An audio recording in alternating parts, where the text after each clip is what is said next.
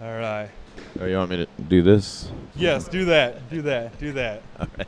Well, Dave, first of all, I want to say thanks so much for taking the time out to talk to me today. Thank you, Joel. This is cool for me because I have to do a lot of interviews, and many of them, I won't mention names, but maybe Kerry King from Slayer, or maybe another band that's on this tour. I don't know that aren't really the best people to talk to, but it's cool to meet you because you were actually my first real show Oh, cool. with Matchbox 20 back in the day. Oh, nice. Yes.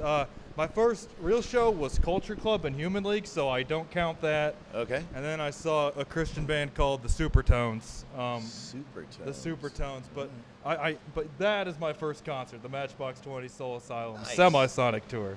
Nice. Yeah, so this is fun to talk to you today. And Dave, you know, this is an odd tour. Not an odd tour, but a cool tour. Everclear puts this together every summer, bringing out bands, that rocked it hard in the 90s that were real successful. Why in 2014 is that music still able to be successful, and are you still able to draw crowds? Well, I'm not so sure it is very successful, but, I think people come out to see rock bands play because it's just still whatever it is. It's a combination of musicians that involves, a very basic amount of instruments, and there's not a lot of smoke and mirrors, and it's just kind of brass tacks, and in that way, I don't think that will ever really go away. There's always going to be a Cage the Elephant or some hot band that's going to be around, and I'm not partial to rock music. I really love all kinds of music. I moved to New Orleans 15 years ago, and I grew up a trumpet player and all kinds of stuff like that. As far as what my tastes are, is ridiculously broad. So it's just, I don't know. It's what I do, and I can play acoustic troubadour guy or folk music or whatever it is, but I don't know. I mean, to see it as 90s music isn't really how I see it, but of course it's not, because I've been doing it since 1981. Right. So Very true. Very true. And Dave, the music business has changed since 1981, obviously. I was born in 1983, but when I first heard Soul Asylum, it was on the radio, and it was Runaway Train, and probably 1992 or 1993. I was around 10, 11 years old. And back in that time, I'd say back in that time is, 20 years ago, I feel really old, but that was the only way to consume music. To be turned on to new music was A, through terrestrial radio, or B, if a friend hands you a record and says, "Hey, check this out." yeah. When you were, when Grave Dancers Union came out, the internet was somewhat science fiction. Some major businesses had it, some wealthy homes had dial-up. But how has that changed, maybe the way Soul Asylum would have approached things had that technology been around in 1990? Wow. I guess, the way it's changed for me is that digital technology has brought something to music that is what it's also brought to movies like Superbad. Have you ever seen Superbad? Yes.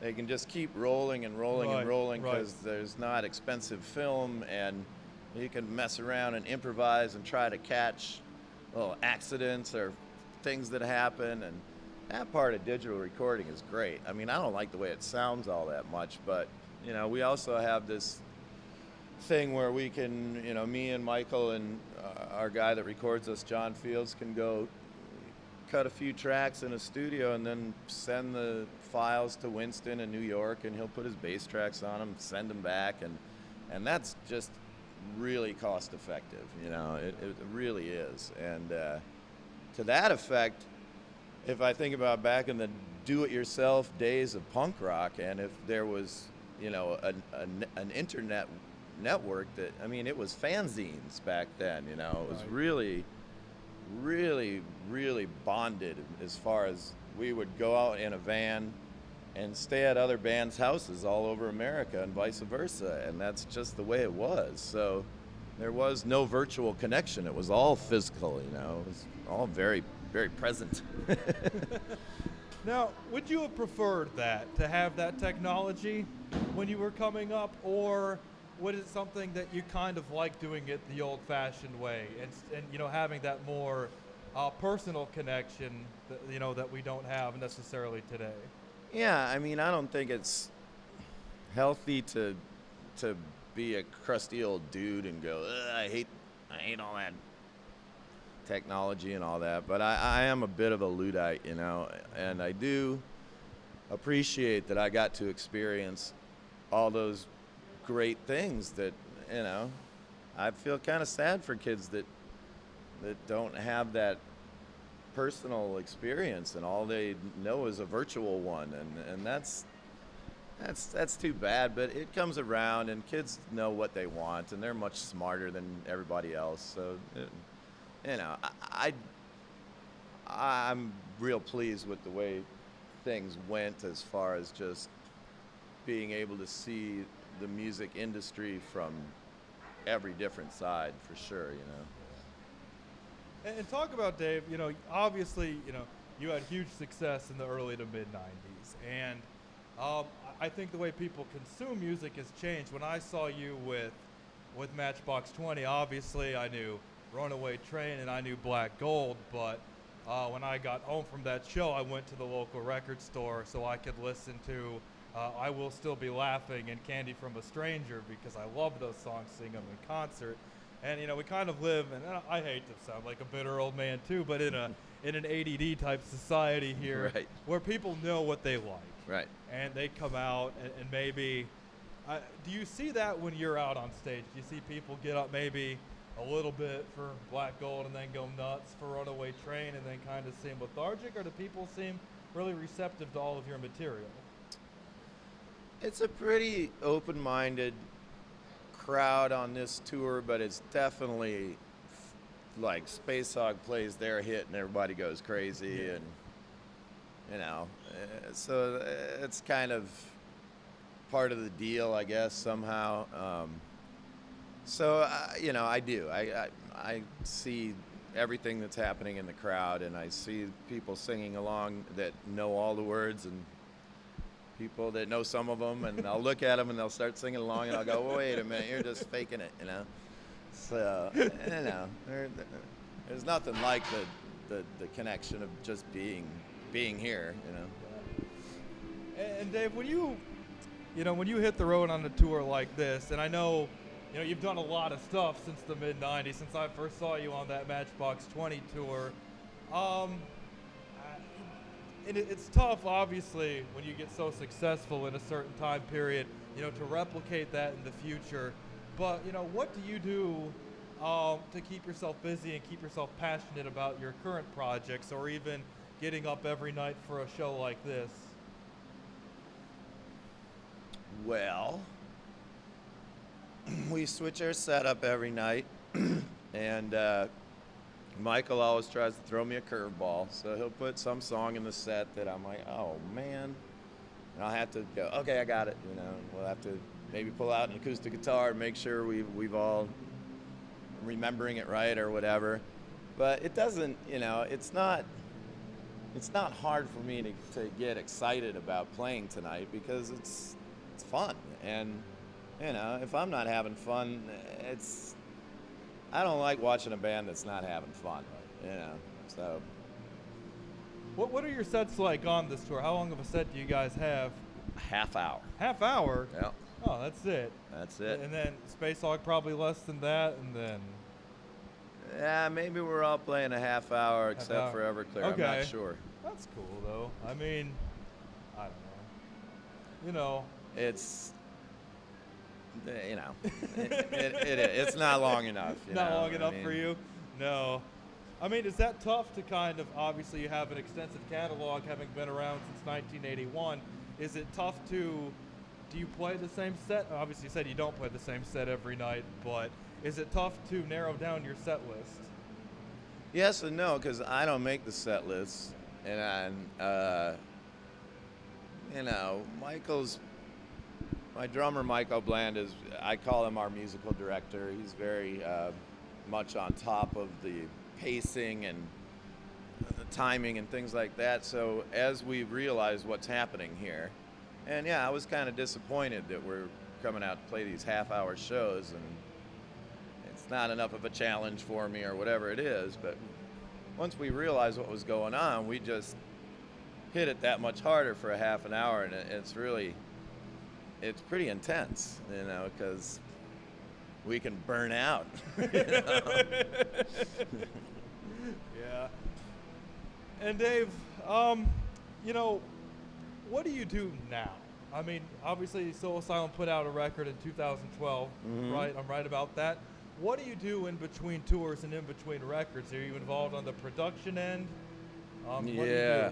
I just produced a record by a guy named Jamie Bernstein, and it was a great experience. It was the first record that I've made in my own home studio from beginning to end. The whole thing was made in the backyard, and I'm real proud of that. And it came out really good, and Jamie did a really good job as far as giving me the authority to hire great musicians in New Orleans, where there are so many great musicians, and he works at a place called the Maple Leaf, where a lot of great players play. So we were able to sort of handpick this great band and these great players and put it together and make it really, really cheap, you know. And it sounds, to me, it sounds like $1 million. You know? So yeah, I produce a lot of stuff. I just did a benefit track up in Minneapolis with my brother, and I try to stay in the studio pretty much all the time. Like I get up and I go to the studio, pretty much, and yeah, I like it. Keeps me out of trouble. How are you doing on time? We'll take a break. How much time do you have? I'm going to wrap up. Pat, how are we doing on the 6 minutes? Okay. All right. He films this in super high def for whatever reason, so they can see the sweat on our forehead, I guess. That's Patrick for you. Why not, right? How well have these shows been selling, Dave? Are these pretty packed houses, or does it vary from night to night? It's been pretty consistent, and it's been pretty solid. I'm like, wow, this is working, you know, and it's nice because I didn't really know what to expect. So by about the third show, I was like, oh wow, this works. So I guess that's art's genius there. I think this is what, third summer doing this? I guess so. Yeah, we toured with Everclear, I think maybe 3 or 4 summers ago before they were doing the Summerland thing. Yeah. We'll take you down memory lane here, Dave, too. We're going to go back. We're going to go, what was it, 1992, you put out the music video for Runaway Train. Right. And you did that, the video where you had the hotline number, and, you know, you reunited, you know, a lot of runaways with their families. Have you ever met any of these children that were recovered, and have you ever got to talk to any of them? Yeah, I met 2 daughter mothers that had been reunited, and you know, the hard thing is to understand the difference between somebody who runs away and somebody who's abducted, and it's really a parent's worst nightmare, and it really is something that the guy that was making the video goes, you know, those milk cartons? And I'm like, yeah. And he goes, well, why don't we just do a video like that? And I was like, okay. And he's like, yeah, we'll use real people. And I was like, that's a pretty cool idea. And it worked. And it turned out as sort of a, you know, like a public service announcement instead of just a silly promo thing for a band. And I don't know, it was really an interesting way of seeing what you can do with the media if you just be a little bit more daring and try something different and I did not see the reception coming that happened, but I got involved with the Center for Missing and Exploited Children and Polly Kloss and a lot of, it's really, really emotional stuff. I mean, every time I see something happen with Elizabeth Smart or these Castro creeps or whoever it is, it just touches me in a weird way because I've just been so affected by it. So, yeah, it's just, it can be a real scary world out there, man. But, I have a lot of faith and trust in people, and it's one fucking bad apple, man. I don't know. And when you going back to 1981, fast forward to 2014, looking back that whole span, what would you consider your career highlight?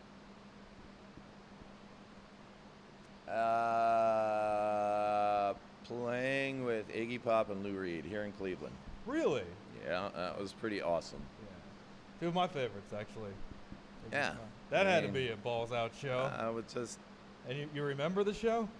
Oh yeah, I mean it was a really cool experience. They gave me a call and they said, we want Soul Asylum to play with a couple other people, and they suggested John Fogerty, and I was like, oh, that'd be great. And then they said, well, who do you want to play with? And I immediately said Iggy Pop and Lou Reed because they're my favorites, and I thought, the first people that might get overlooked in a situation like that where, it's the kind of music I come from. So it was really cool. I mean, we're doing an interview like this, and Iggy's sitting here, and Lou's sitting here, and Lou's going to Iggy, hey, you know that song, I Want to Be Your Dog?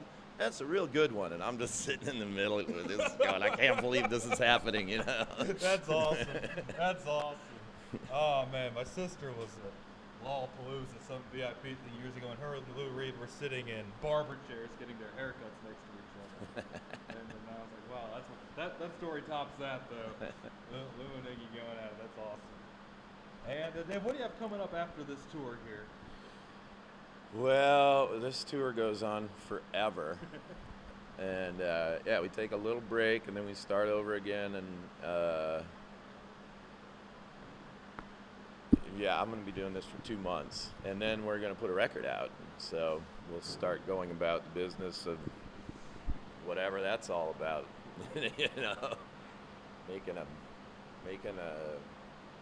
promo EPK. I don't know. All right, man, we're going to let you go. We know you got sound check and a show to get to, but hey, thanks so Joe. much for taking the time. Appreciate it was a real it, man. pleasure to talk to you.